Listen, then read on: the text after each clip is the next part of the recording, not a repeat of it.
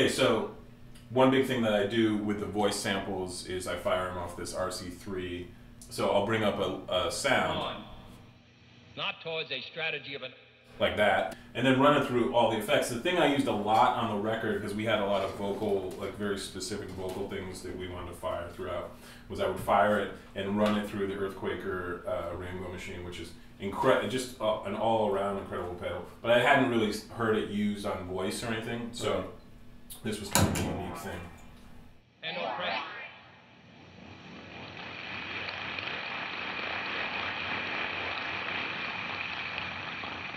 We shall be prepared if others wish it. We shall be alert to try to stop it. But we shall also do our part to build a world of peace where the weak are safe. So that kind of, you can run the gamut, like depending on how you manipulate it, you can get the really low devil voice, you can get the high, you know, like elf, like munchkin voice.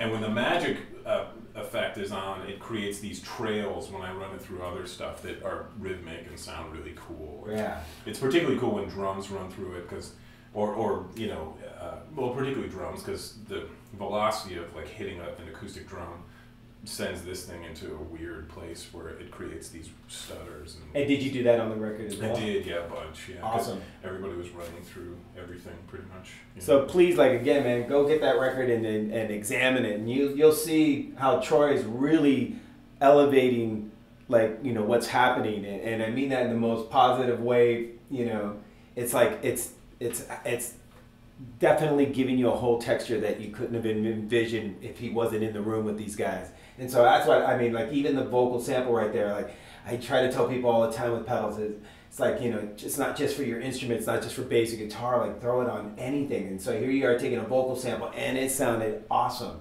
And I'm sure, like, you know, you probably have some more examples of running it through something else and it doing something completely different. Sure, yeah. I can pull loops out of it, out of the existing loop with the Chaos Pad. Everyone knows that. Everyone knows. Everyone knows. And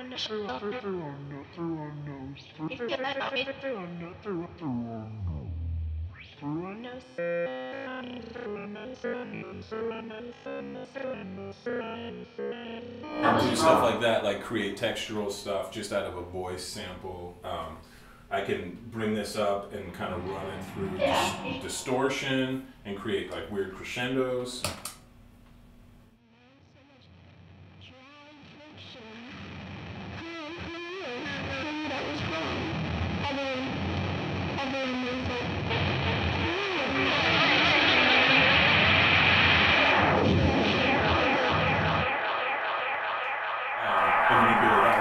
There's just like a million parameters that I could. And that's the Chaos Pad's delay right there. That's it. Yeah, one of the delays in the original Chaos Pad, which you can. This is kind of like a secret weapon thing a little bit. These things are amazing, and I think they're still amazing. They keep putting out new gens, but the first gen, you know, you can get on eBay for like $50. Right. And you should get one. You know, like you do have a little bit of sound loss slightly and kind of like a noise thing because you're going in the RCA cables. Right. But it's totally worth it because like this one thing is, you know, all, you know, I sometimes do gigs because I play drums where I'll just bring a mic, run it into just a Chaos Pad and manipulate the drums just on the Chaos Pad. That's you know, awesome. tells. Awesome. Exactly. And then also, like you were saying earlier, like, you know, maybe the sound quality isn't, but like that gives it a sound. It gives it a whole color that you're not going to get with the newer Chaos Pads. And it's, and we all know that from all the pedals that we discuss. It's like sometimes the newer versions aren't actually as good sounding to people as the older versions. Whammy pedals, for example, people love the old ones as opposed to the new ones. So it's always whatever you're into.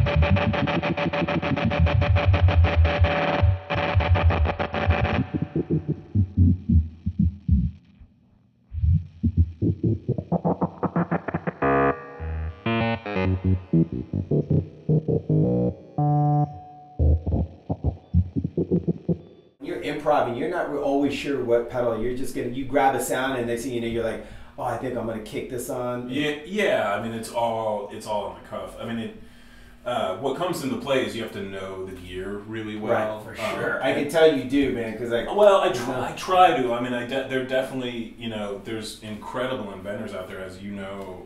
You hit me to these guys at Red Panda. This particle is like insane and amazing, and I like that one and the Strymon Timeline. I feel like I'm like just on the surface because they're so deep as textural pedals, Right.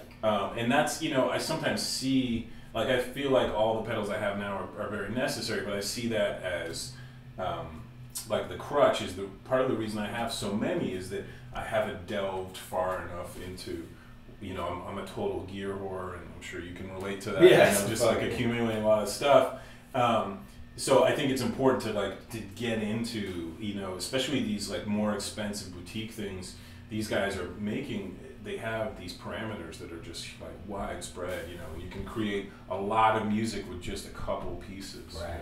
So this is there's this I guess collective in Portland called Folk Tech, and this is made by one of the members. I think there are 3 members. This is made by a guy named Ben Houston, who is just an incredible inventor and a really humble guy for his genius. And this is a synth that he invented called, he calls it Terran Synth.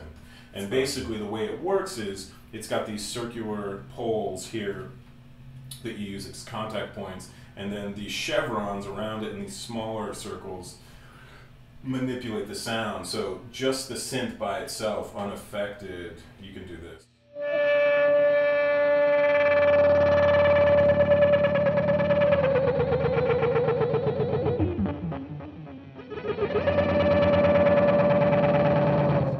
It's got these keys that are dialed into different effects within the parameters of the keyboard that work kind of like this.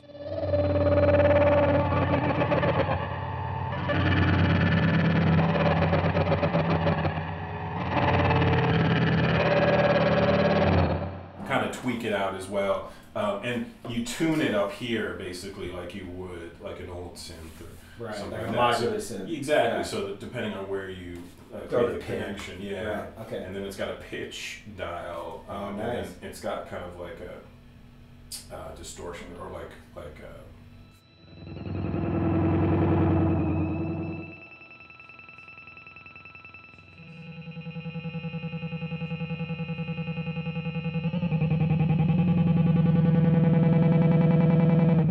kind of tweaks it out. Awesome. These 2 are sound generators. They're made by a guy in England, an amazing inventor that I just kind of stumbled upon online.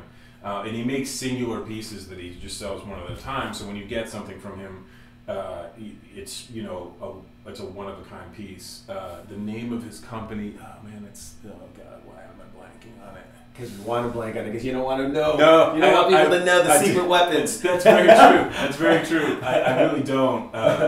But I do want to give him props because he's a really, really nice, genuine dude, and he builds incredible stuff. Anyway, but so maybe it'll come to me as I explain it. But this are just it's got 9 designated loops that he created, so they're just specific to this box. Can we hear them? Yeah, if we bring them up, and I can manipulate them. Right. So this is one, and it's got a pitch manipulator here.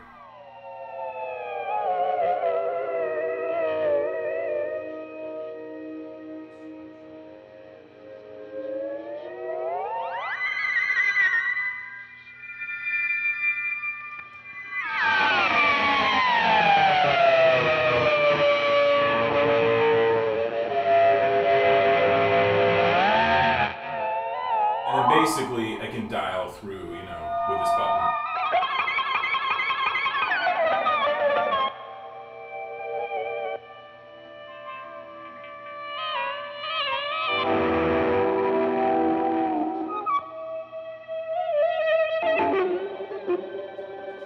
Weird stuff. It sounds very orchestral sampling. Yeah. I mean, some of it's like pretty simple stuff. Some of it, I think one thing is like guitar, but weirdly affected. So that's that one. This one is more of a synth, like it's got different oscillators, and so it's this synth that has this kind of light sensor, and then it also has these contact points.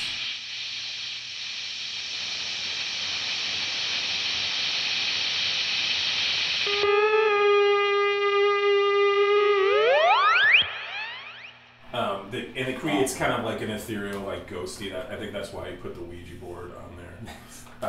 Yeah, to be spooky. Yeah. So all those, like those, and the Tarantara synth, and the loops, and then all the mics, whatever on the band, they're all going through this mixer through all the pedals.